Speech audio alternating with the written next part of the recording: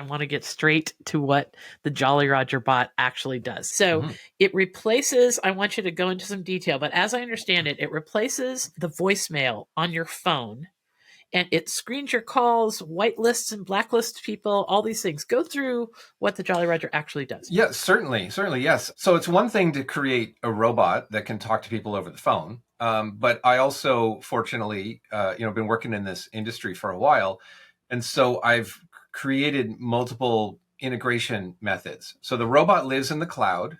There's nothing to install on your phone. There's nothing to do on your landline. As long as you have a somewhat modern landline service, the old school 1940s plain old telephone service is not capable of doing any advanced forwarding or advanced integration, but almost any other line can connect with Jolly Roger Telephone. Once that takes place, the robot, if it recognizes the number that you've designated as a spammer, a known spammer, or we use a third party that keeps track of the reputation of telephone numbers, then we'll just pick up with a robot right away. We know it's a telemarketer, and we'll just pick it up, intercept it. The nice thing is you get a recording afterward. So it's amazing how entertaining these recordings can be, especially when you've been plagued by sort of one particular flavor of telemarketing, whether it's duct, cleaning services or roofing services or green energy or, whatever your flavor is. Those listening probably can relate to having a flavor of telemarketing that they just get over and over again. Well, now we've got, robots. And so these robots will pick those up. If we know who it is, if it's a known party, they're in your contact list or they're a friendly that you've designated, by putting them on a white list or a pattern or something that way, then it's just regular voicemail. Nobody knows the difference. But the magic is that in between, because we all get unknown callers. I don't know who that is. Telemarketers are cycling their caller IDs. I could go on and on about caller IDs and caller ID spoofing and things that way. So we're all getting phone calls from different phone numbers that we don't recognize, and it's impossible to keep up with who's owns that number and is that a good person or a bad person, anything that way. So the unknown callers, then that's where we can sort of determine whether they're using robodialers, and we can engage with those callers, and we can send the good people back to you. We can transfer them back to you if it's a known human.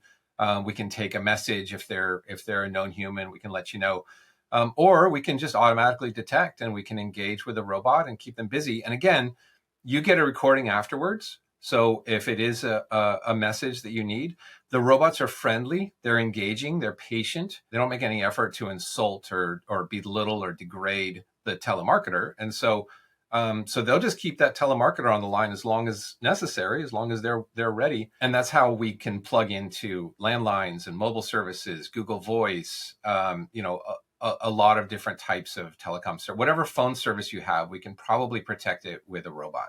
And I love this part about the robots aren't rude and they aren't threatening. They are just really engaging. So tell us the story of the engagement that happened after you realize, well, back to our opening, it's like having a 14-year-old starting to engage all these telemarketers. Yeah. Right. The robots are so we start out with one or two and then grew from there, and now we have an app where you can make your own robot. So you can turn your own voice into a robot. It coaches you through recording some prompts and telling some stories and saying some things, and then that robot can answer your calls, or you can publicly publish it, and your robot can answer calls for other people as well. The first robot I created, I could not conceive of actually getting through an entire conversation. I recorded some things and said some stupid things and what I call inane things, and the telemarketers got through the entire repertoire of the robot. I had no idea that was even possible at the time, of course, and then thought, well, this is great. And then I recorded some more things, and then that way. But of course, you've heard a lot about ChatGPT. And so in the last few months, we've now engaged ChatGPT in this effort to protect you and other consumers. And so now the robots will just talk endlessly and engage in the conversation with the telemarketer. So if the telemarketer is talking about a particular topic, then these robots will tune their conversation to keep the telemarketer engaged for their specific topic. And so using that technology of ChatGPT, it's really increased it to a whole new level. Okay, so a few of the big major details that I learned about during our conversation is one, there is no getting this thing to stop unless you make it a great disadvantage for them to keep us on their list. Right? That's the whole thing. So, talk Correct. to us about how the hierarchy works. I always thought I was talking to somebody's son in Topeka, Kansas, like I said, just like my son. Right. Right. But that's not the way it works. The And talk to us about how the big picture works so that we feel better about making these conversations go on in the background and we go on with our lives. Certainly. So, there are various levels of telemarketing, right? The lowest level would be somebody, stuck overseas making a lot of phone calls. Sometimes their English is so bad that you've heard these soundboards. What you might think is you're talking to a computer, you're actually talking to a soundboard. So they can hear you, and then they have 75 or 100 prompts up on the screen. They can just push a button that says this is so and so. And so then when you try to drill them down for something, they'll have a pre-recorded thing that says, ha, ha, ha, no, I'm a real person, I'm just trying to keep to my script. They'll say, they'll have a sound file appropriate for trying to engage you in a conversation. And so that's often driven by a very low paid worker, who's just driving the soundboard to try to qualify you and then determine if you're a good candidate for scamming. And then they'll transfer you to somebody to take over the conversation. I call that person Mr. Big, right? So then Mr. Big will take the conversation over and try to engage you further. So that's kind of the lowest level of telemarketer. And you go up from there, and there are, I wouldn't say that this is, it's certainly not all illegal. Sometimes it skirts the line. The Federal Trade Commission is struggling to keep up with telemarketers, even that run onshore within the US. Telemarketing itself, I have nothing personal against telemarketers. And I love, as you know, I love telecom, right? I love call centers, and I love inbound telemarketing and inbound agents, and when appropriate, outbound agents as well. So I have nothing against the industry or the agents themselves. It's a great career to get into, especially if you're trying to recover from addiction, or you've been incarcerated, or you're new to the country, or something like that. You got tattoos on your face and you're trying to make a living. Telemarketing is a great place to be, right? And so telemarketing, in terms of the agents themselves, no, I have no ill will against them. I don't like the way they're weaponized and used against us by an industry that profits from taking advantage of the vulnerable, and things that way. And so that's why I like these robots that they kind of transfer that pain. So the pain that we feel in being inundated with telemarketing calls and scam calls, what I'm trying to do is transfer that pain back to the industry so they can be a bit more selective of the numbers that they're calling. So they call their own customers that are actually ready to engage with them to, renew a subscription, or provide, you did some service on your roof and now it's been 5 years and it's time to do some follow-up service on your roof, right?